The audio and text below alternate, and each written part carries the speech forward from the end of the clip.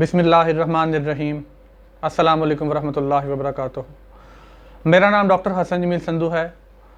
मैं शोबा अमराज़ नफ्सियात सिविल अस्पताल गुजरांवाला में अपनी खिदमात सर अंजाम दे रहा हूँ। आज मैं आपसे एक बहुत ही अहम मसले में मुतल्लिक़ बात करूँगा। आप लोगों ने अक्सर ये अल्फाज सुने होंगे, महसूस भी किया होगा इस तजर्बे को कि हम स्ट्रेस में आ गए हैं, टेंशन का शिकार हो गए हैं।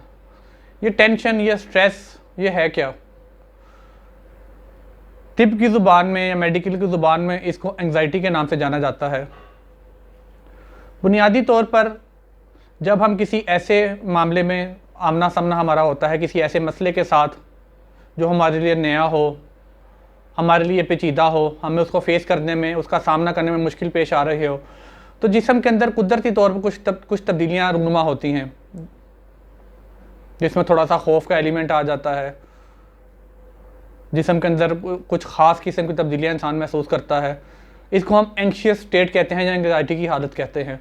लेकिन अगर हमारे रोज़मर्रा के मामलात, हमारी ज़िंदगी के मामलात, जैसे कोई अगर जॉब करता है, कोई कारोबार करता है, कोई तबलीग का काम करता है, कोई पढ़ाता है, या ख़वातीन जो घर के काम सर अंजाम देती हैं, या बच्चे जो स्कूल में या कॉलेज में पढ़ते हैं, अगर ये हालत मुस्तकिल रहने लग जाए और उनकी रूटीन लाइफ को डिस्टर्ब करना शुरू कर दे, तो इसे हम एंग्जाइटी डिसऑर्डर के नाम से जानते हैं। मैं आपसे मुख्तसरन इस मसले की तफसील बयान करूँगा।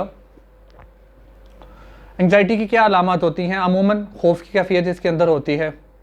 जैसे आपने सुना होगा रोंगटे खड़े हो जाना, जब आप किसी बिल्कुल एक खुशगवार हालत का शिकार हों, किसी ऐसी चीज़ से आपका आमना सामना हो जाए, इम्तहान से पहले आप स्ट्रेस का शिकार हो जाते हैं, आप महसूस करते हैं कि आप एक बिल्कुल अजीब जिस्मानी कैफियत महसूस कर रहे हैं, नफ्सियाती तौर पे भी आप कंफर्टेबल नहीं होते, वो एक एंग्शियस स्टेट होती है।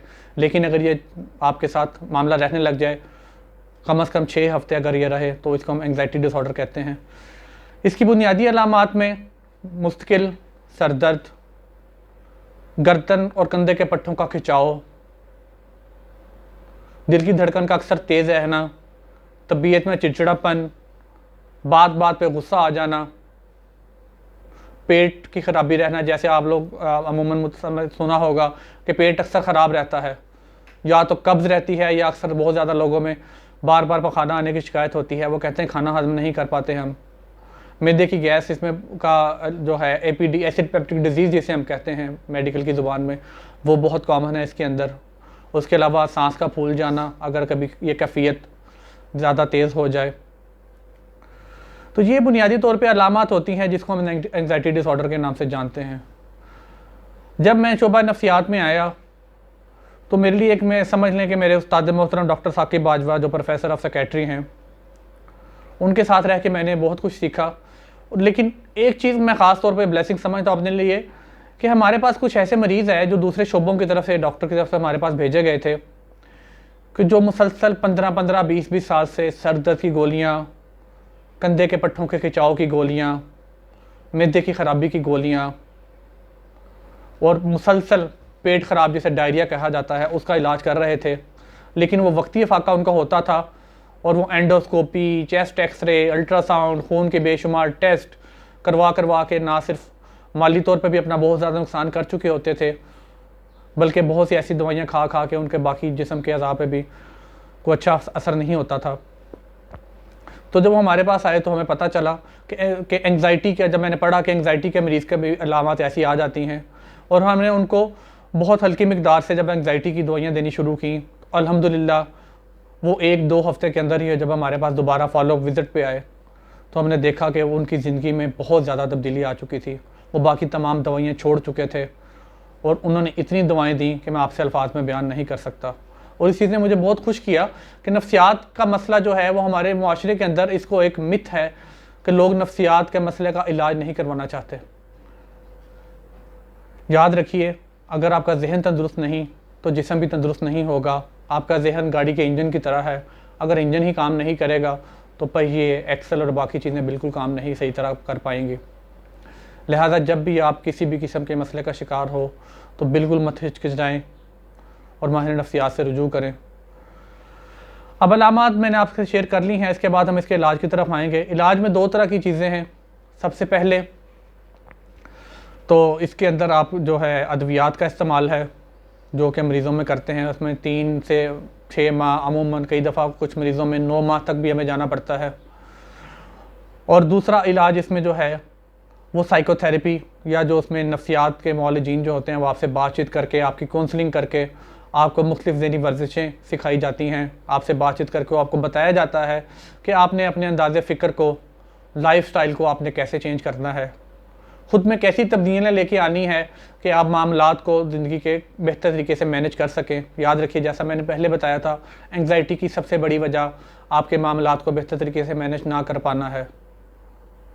अगर आप अपने मामलात को, अपने लाइफ़स्टाइल को बेहतर कर लें तो एंग्ज़ायटी की बहुत सारी वजह वहीं पे ख़त्म हो जाती है और अमूमन आपको अद्वियात की ज़रूरत नहीं पड़ती। तीसरा इसमें तरीका इलाज जो है वो हमारे अल्हम्दुलिल्लाह मैं फ़ख्र से कह सकता हूँ कि सिविल अस्पताल गुजरांवाला जो शोबा अमराज़ नफ्सियात है वो पाकिस्तान में पहले नंबर पर इस पर है कि हमारे पास एक ऐसी मशीन है जो कि पाकिस्तान के किसी भी सरकारी अस्पताल में मुयस्सर नहीं। मैंने अपनी पिछली डिप्रेशन की वीडियो में भी आपसे जिक्र किया था। उस मशीन का नाम है RDMS। ये ख़ास शुआएँ दिमाग के ख़ास हिस्सों को हम थोड़ी देर के लिए अप्लाई करते हैं। इसके अमूमन 14 से 30 सेशन होते हैं जिसके अंदर मरीज़ में अल्हम्दुलिल्लाह बहुत पॉजिटिव चेंजेस आती हैं। ये मशीन हम उन लोगों को लगाते हैं कि जिसके साथ कि जो मरीज़ दवाई नहीं खा सकते या कुछ ऐसे अमराज का शिकार है कि वो दवाई नहीं ले सकते या दवाई खाना नहीं चाहते, या जिनके अंदर दवाई के साइड इफ़ेक्ट्स आने के चांसेस ज़्यादा हैं, या जो मुसलसल दवाइयाँ इस्तेमाल कर चुके हैं लेकिन उनकी तबीयत में खातिर खा फ़र्क नहीं आ सका। तो अल्हम्दुलिल्लाह वो मशीन हमारे पास मौजूद है और बहुत से मरीज़ों को इससे फ़ायदा हुआ है। तो मेरी आपसे गुजारिश है कि जो माशरे में एक मिथ पाया जाता है, एक गलतफ़हमी पाई जाती है कि नफ्सियात की दवाइयाँ लग जाती हैं, याद रखिए जैसे ब्लड प्रेशर, शुगर और दूसरे अमराज हैं जिनके अंदर आपको मुस्तकिल दवाई लेनी पड़ती है, इसी तरह अगर आप किसी नफ्सियाती आर्ज़े का शिकार हैं, आपके दिमाग के अंदर कुदरती तौर पर पैदाइशी जेनेटिकली जिसे हम कहते हैं या मौरूसी कहते हैं, ऐसी चीज़ें मौजूद हैं, ऐसी जीन्स में ऐसी चीज़ें मौजूद हैं कि आपके अंदर नफ्सियाती अवारज़ हो सकते हैं, तो आपको फ़ौरन से पहले माहिर नफ्सियात से रुजू करना चाहिए और अपना इलाज करवाना चाहिए। याद रखिए, ज़हन तंदुरुस्त तो जिस्म तंदुरुस्त। मज़ीद मालूमात के लिए और इलाज के लिए शोबा अमराज़ नफ्सियात सिविल अस्पताल गुजरांवाला हम वक्त आपकी खिदमत के लिए हाज़िर है। अपना ख्याल रखिएगा। अस्सलामु अलैकुम व रहमतुल्लाहि व बरकातुहू।